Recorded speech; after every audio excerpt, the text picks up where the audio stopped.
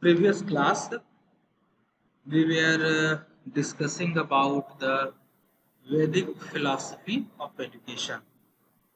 Okay, and in that we had already seen the main features of Vedic education, aims and objective of Vedic education, even what was the admission policy prevailing at that time. That all those things uh, we have seen in the features. We have seen that the educational institute during the Vedic period, or it is also known as the ancient India, were enjoying the optimum highest level of autonomy. Means they were free from the interference from the governance. Governance means that time the kings. They were not interfering in the functioning of educational institute. Educational institute basically at that time available was the Gurukulas. So Gurukul was the free from the any kind of interference. They were enjoying the autonomy in the true sense. Moreover, there was no gender discrimination prevailing in those educational institutes. However, the traces of some discrimination based upon the caste were also seen, and the Acharya were from the Brahmin community. Education was free, and that's make a sense that the educational institute was inclusive in nature, inclusive in that way that there was no fees for getting education from that group. So, irrespective of their economical capacity, there was no restriction for getting admission. And the teacher were enjoying the highest state, highest respect in the society. And the Gurukul was not only taking care the curricular part, the content part, rather than they were also taking care the vocational part of the education. So that was one of the very important feature. Even nowadays, we are trying to vocationalize education. Even Mahatma Gandhi, even there are Aurobindo, they have all talked about how we can vocationalize education. And even the National Policy of Education 2020 also talks about the vocationalization of education.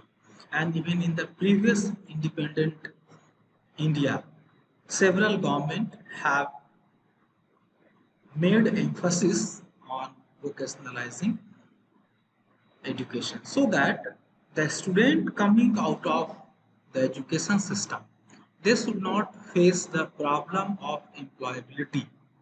They must have a required skills, they must have a necessary competency in spending their livelihood and earn their livelihood. So these were the some of the very important feature of Vedic education in India. Now, in the future, we have seen that the teacher were enjoying the very good position in the society. Teacher were a respectable person in the society. Teacher, that is the Acharya of the Guru. They were also known as the Guru. So, from that, we will extend our discussion that a kind of teacher-student relationship that Vedic philosophy of education promotes. What they talk about the teacher-student relationship, how the teacher-student relationship should be. So when we see from that perspective, we find that there was a very, you can say that, good relationship. There was a very cordial relationship between the teacher and student, and they were having faith on each other. The point of saying is that student also have a faith on the teacher, that the whatever the teacher will be teaching, whatever the teacher will be trying to inculcate the values, skills, competency, will be for betterment of their future life. That will help them to spend a beautiful life in their life journey.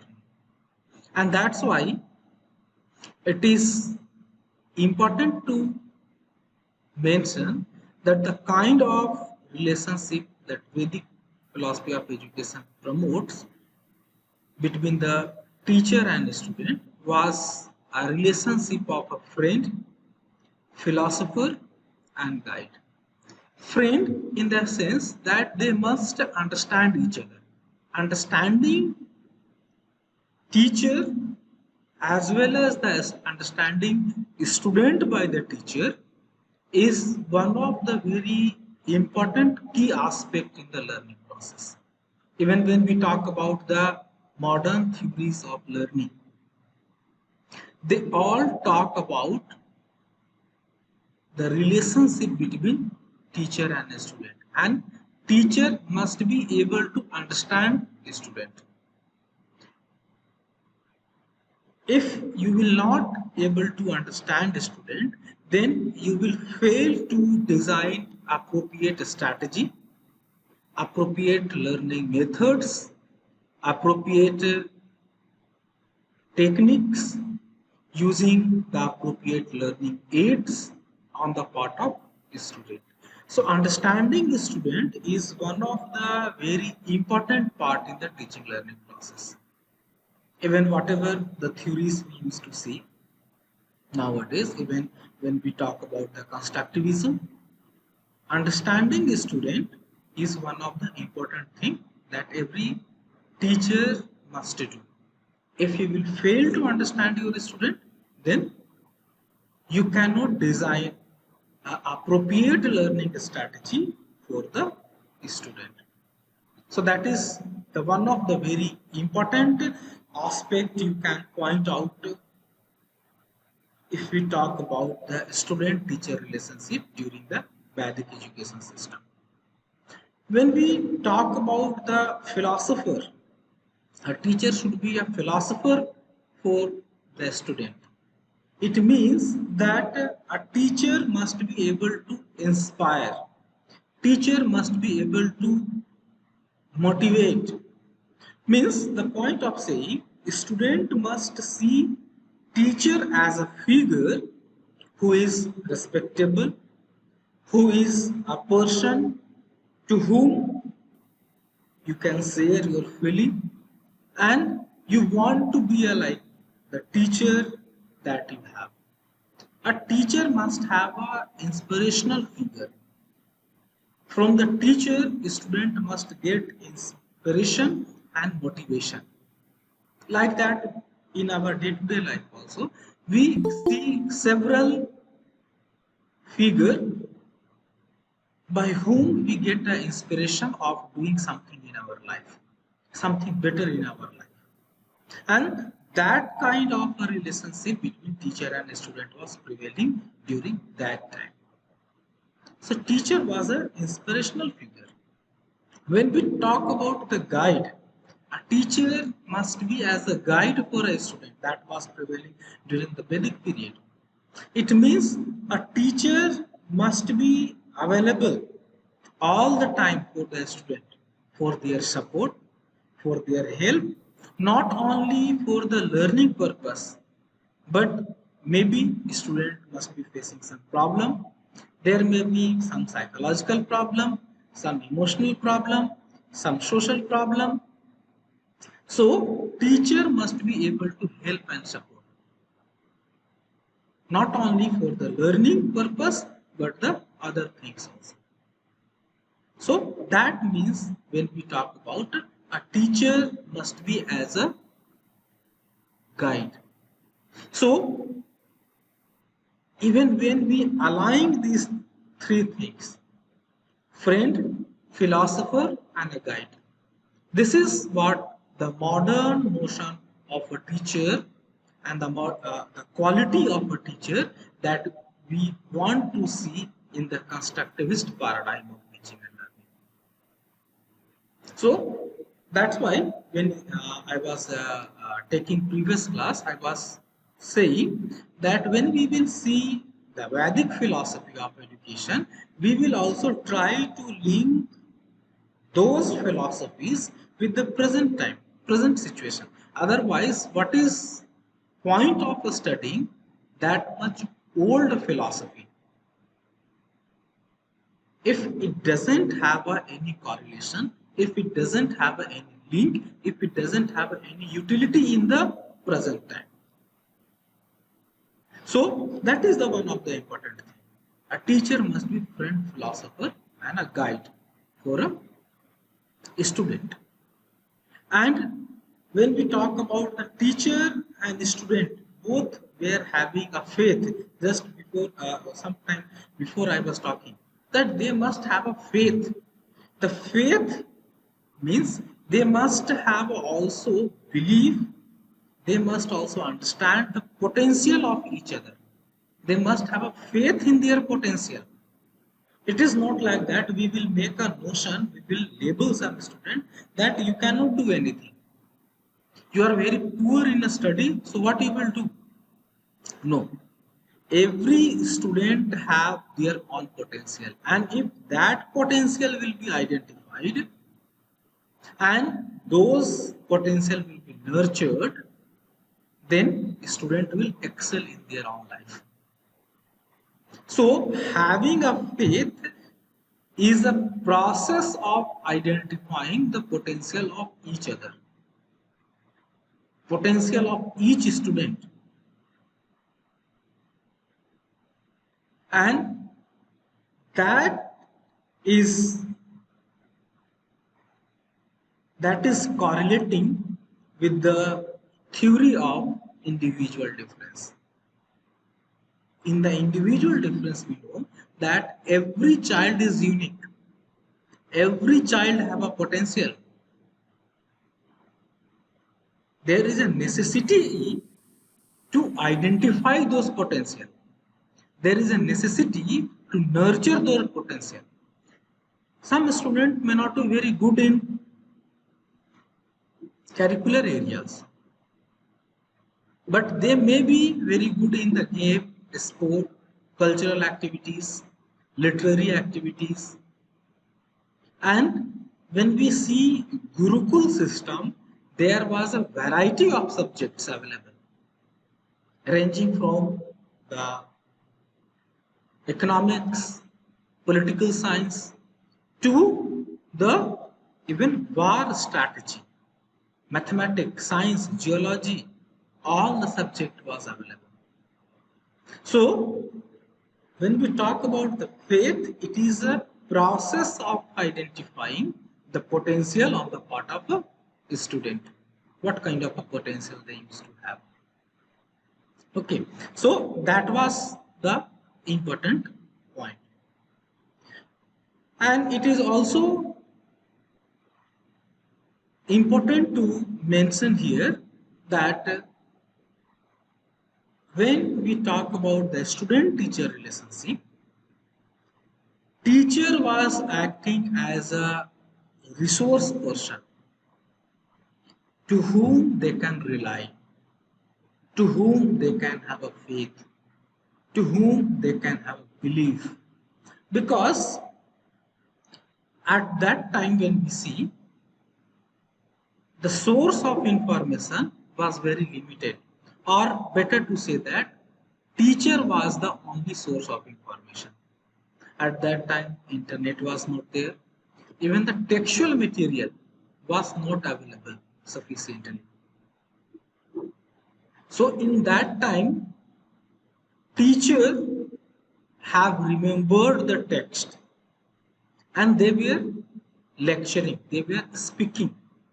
So students were supposed to memorize that because there was no such facility of a printing book so that you can print a multiple copy of a textbooks. So that was not available. So that's why when we talk about teacher as a resource, teacher was the only, better to say that the only person from whom they can get information, because the other modality, other sources of information was not available at that time, isn't it?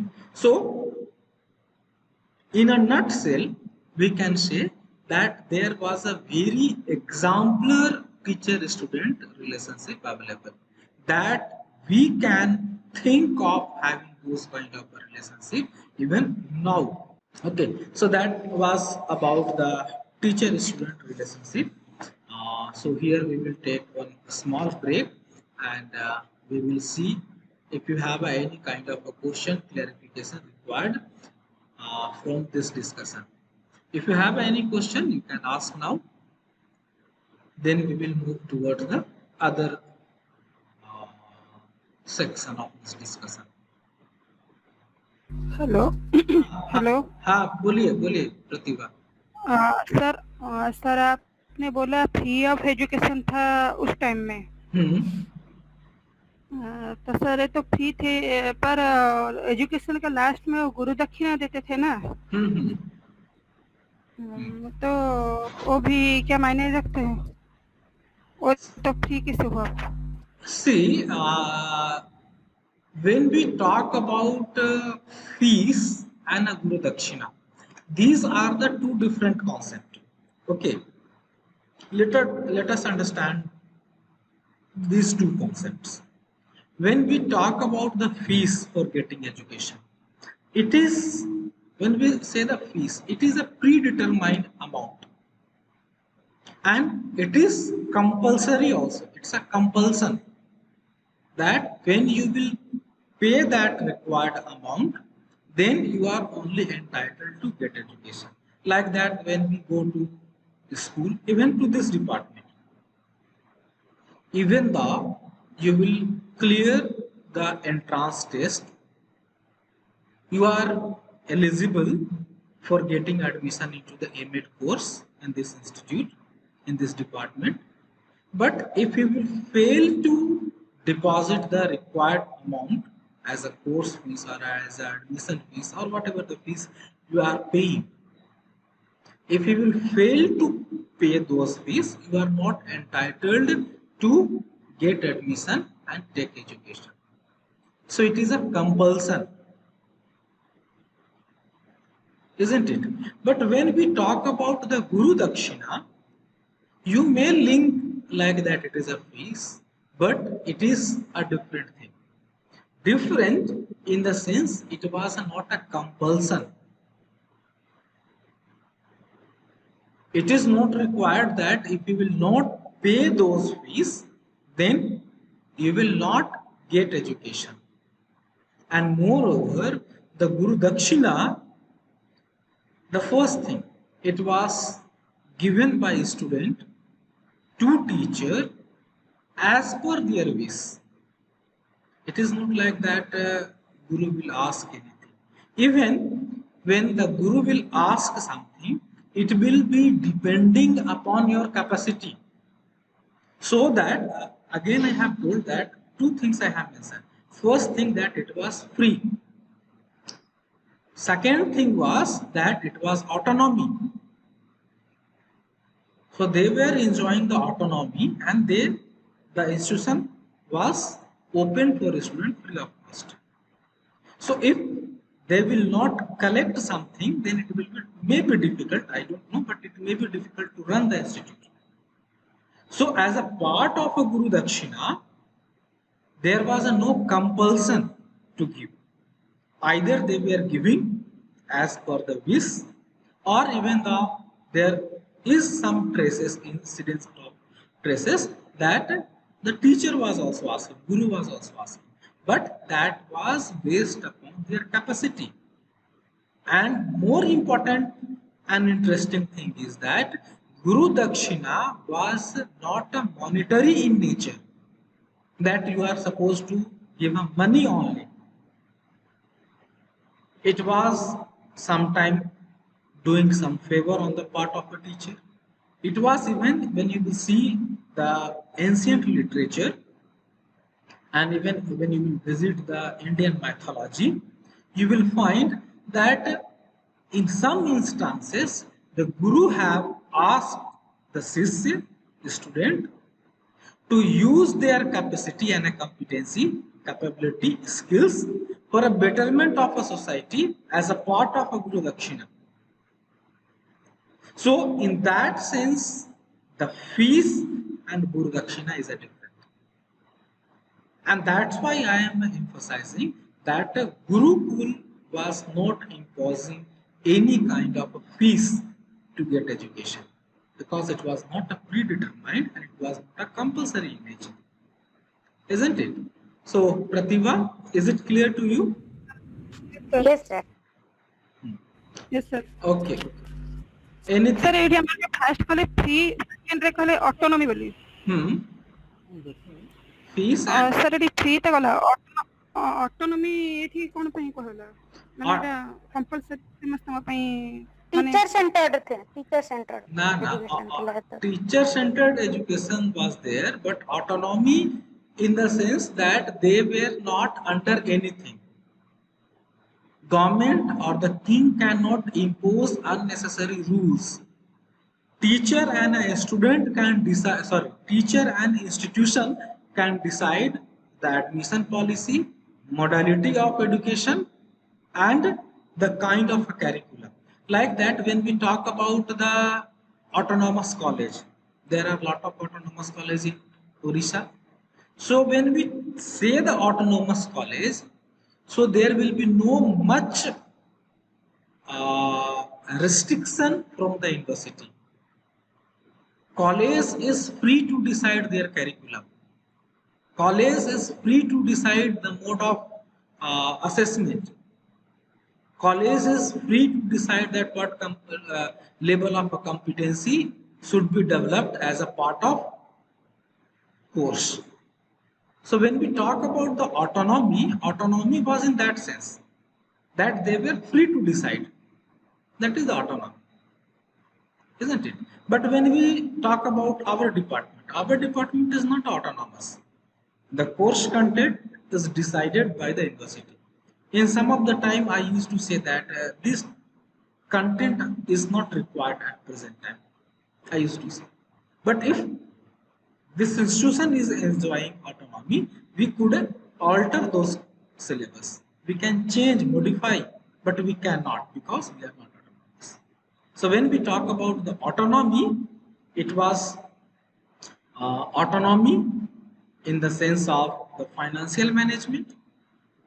It was autonomous in the sense of the curricular management, modality of imparting education, modality of assessment, isn't it? That means the autonomy when we talk about the autonomy of the education institute. They were not forced by any kind of regulatory agency. Pratibha? yes sir yes sir Okay.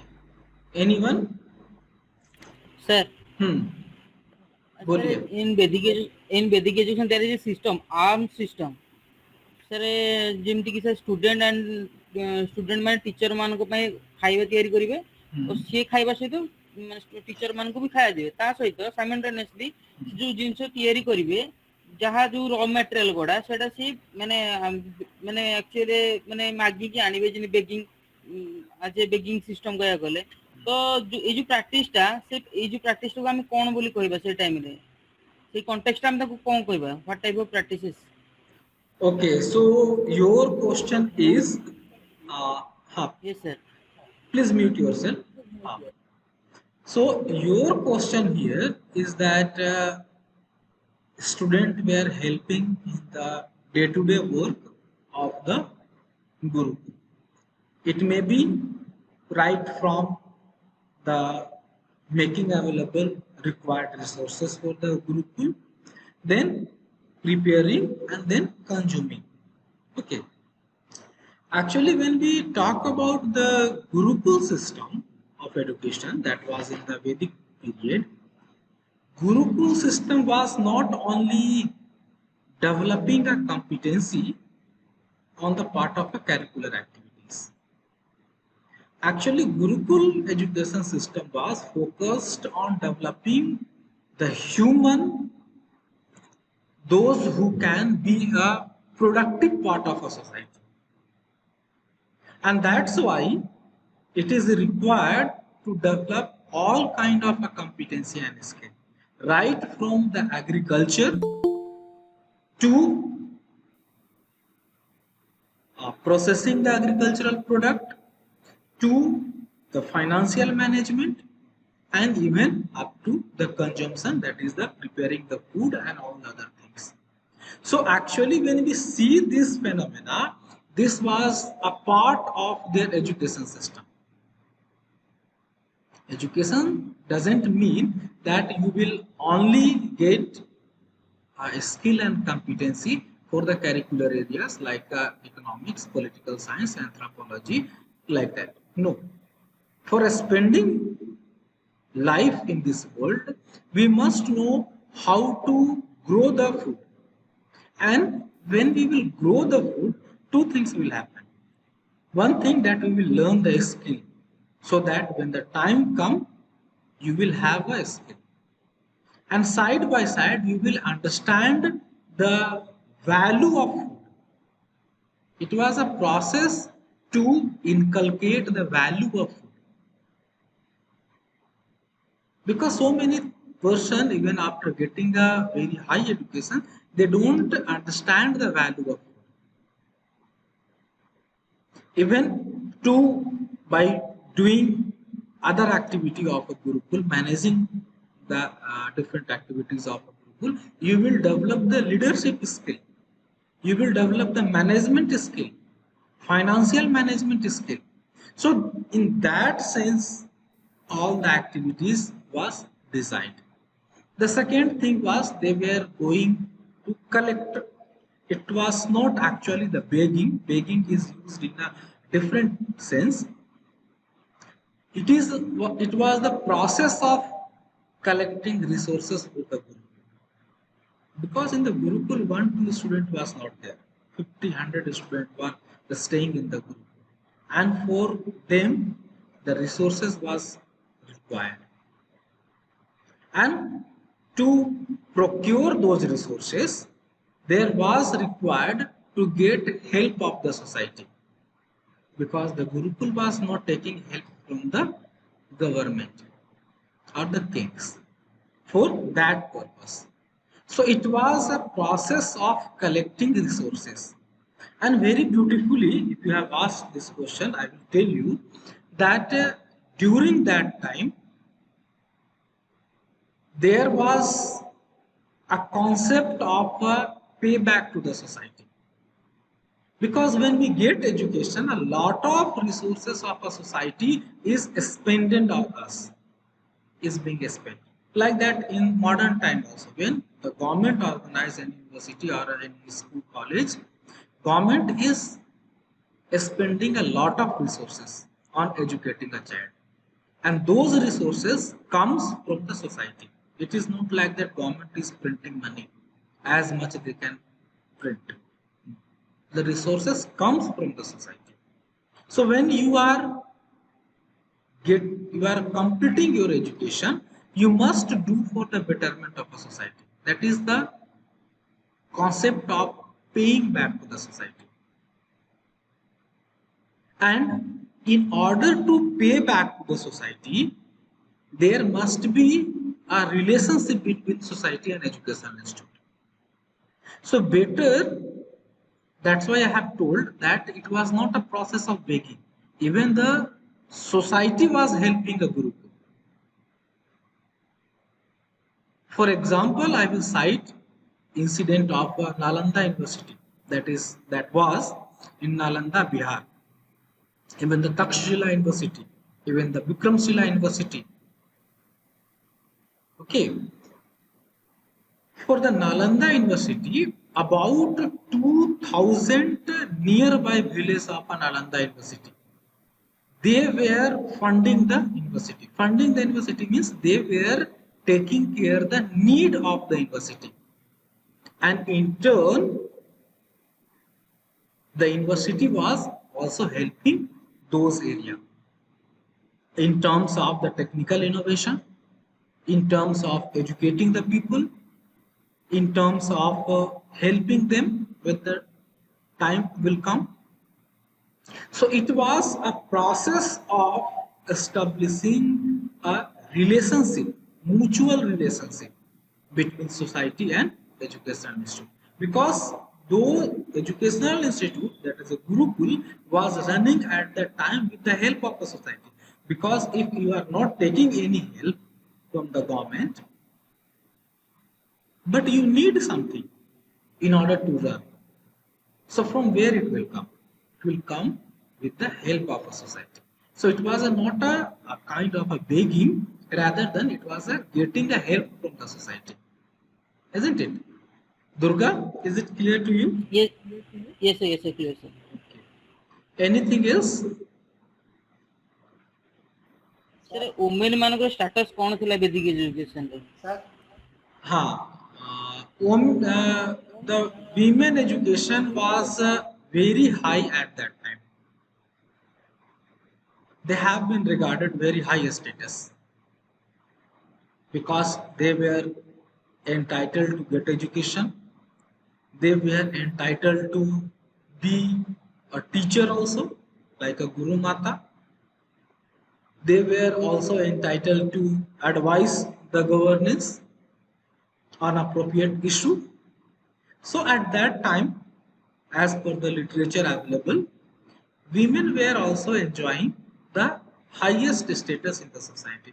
Later on, the degradation started. That we see in the history, the degradation and the poor status of the women. But during the Vedic period, there was no such incident available. Yes, I think someone was also asking some question. Yes, sir. बोलिए. Sir, Vedic philosophy and Vedic education are different or equal? See, when we talk about the Vedic philosophy and Vedic education, so philosophy is the guiding principle based on which the Vedic education was functioning. So Vedic philosophy is a guiding principle. Like that, when we talk about the inclusive philosophy, so that is the guiding principle on which the inclusive education functions. Okay. So the philosophy, when we talk, it is a guiding principle. Yes. Do you have supplement? Sir, Vedic philosophy broader area and a Vedic education a narrow term. No, it's not a narrow and broad. It is related to each other, because without a philosophy, you cannot practice the Vedic education. Or when we talk about the inclusive education, the philosophy, the guiding principle should be there. So it's not a kind of a narrow or a broad. It is a kind of an interdependent relationship. Vedic education depends upon the Vedic philosophy, and Vedic philosophy guides Vedic education. Like that, when we talk about the men and women, so it is not suppose that in some family, women is working and man is taking care of the household work, or the man is working and woman is taking care of the household work. So it is not like that someone is having a less importance, someone is a superior or someone is an inferior. Rather than it is the mutual relationship in order to function a society. So it was a kind of a mutual relationship that will function the Vedic education. It's not kind of broad or narrow. Sir Yes, please.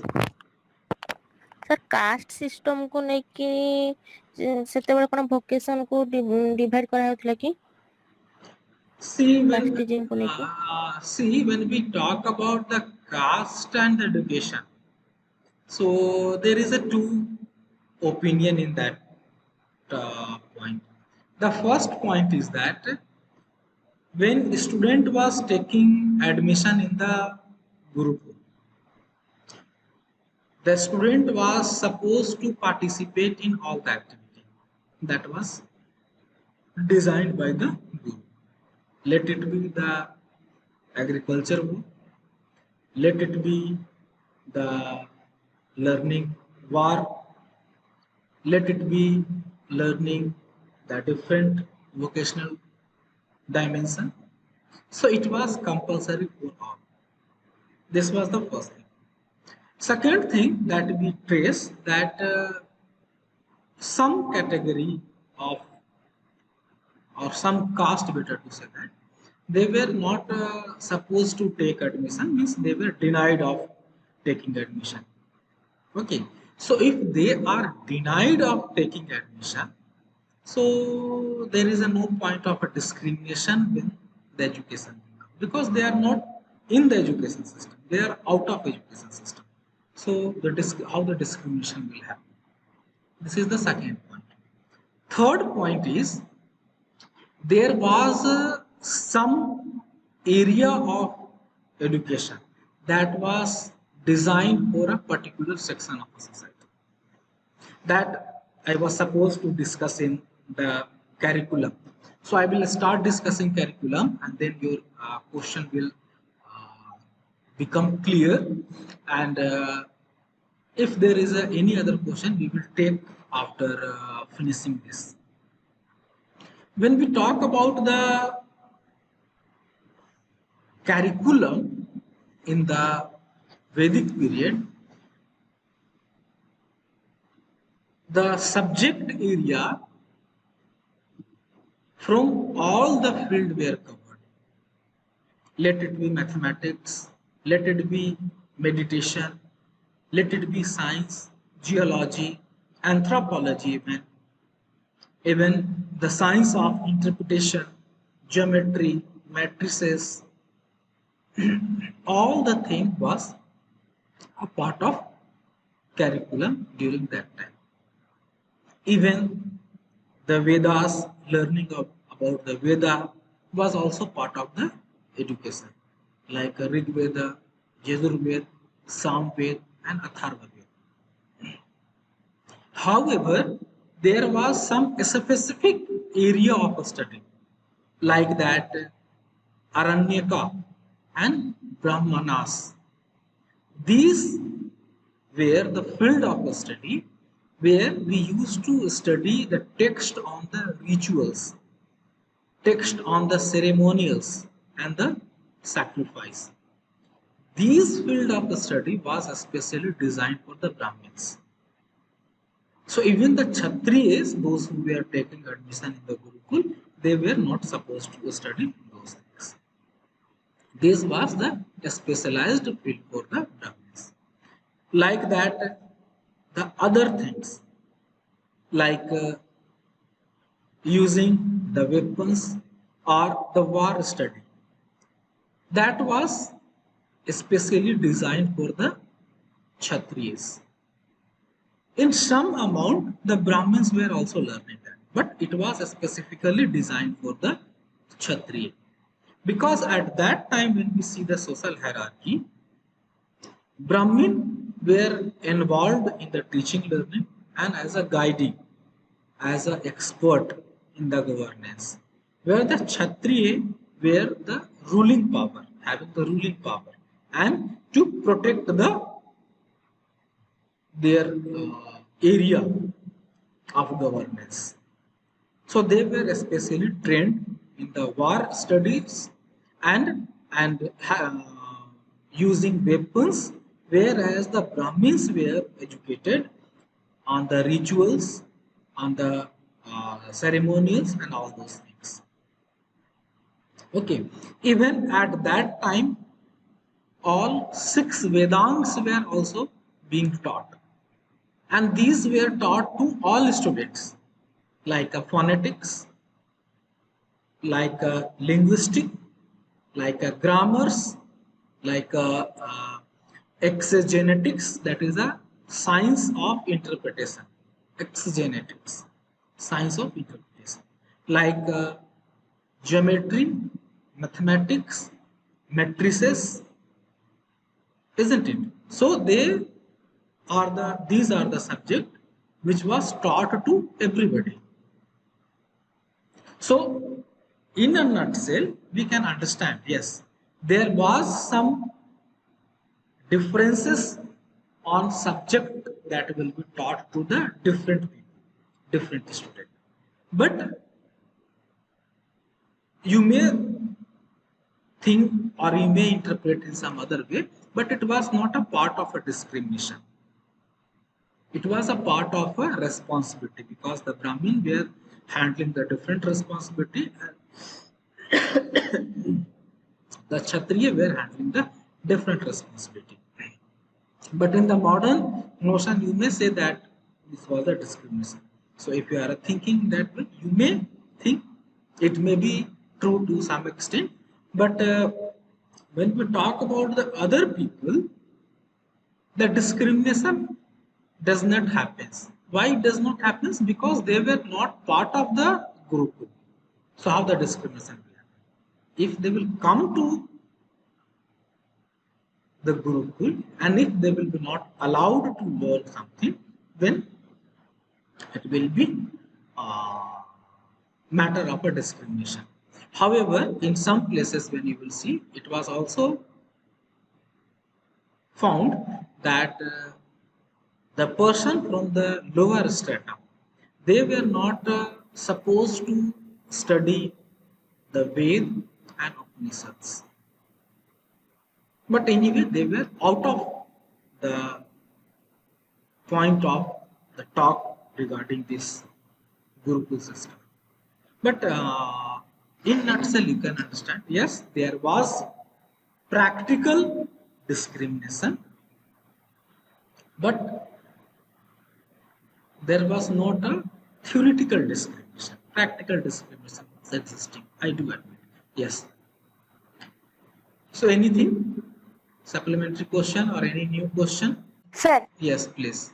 Sir Vedic education रे हमर रामायण रे जो थिले रामचंद्रଙ୍କର जो education आउ श्रीकृष्णଙ୍କର जो education जो गुरुकुल रे नवाटा सेटा कोन बेदिक एजुकेशन ने जीवनी That is डिफरेंट है no, that is a part of a Vedic education. तेरे सेते बेदिक एजुकेशन ने केवल ब्राह्मण और क्षत्रिय ही समाने ही एजुकेशन सिस्टम रो फायदा टा को Yes, that is true. That is true. So I think we should stop this class because it's already 11:28 and you have to go for the next class. So shall we stop this class here? Yes sir thank you Thank you. Thank you.